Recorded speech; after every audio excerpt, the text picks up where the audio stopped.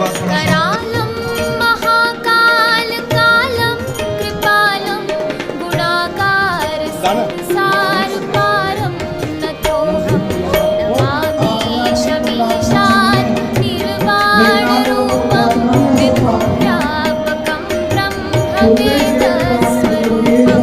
निजं निर्गुणं निर्विकल्पं निरीहं चिदाकाशमा पंचधासो देशे भवत्सरित पंचामृतं मया नीतं पयोधने घृतं मधु शर्करया समायुक्तं स्नानार्थं प्रतिगृह्यताम् पंचामृतं स्नानं समर्पयामि।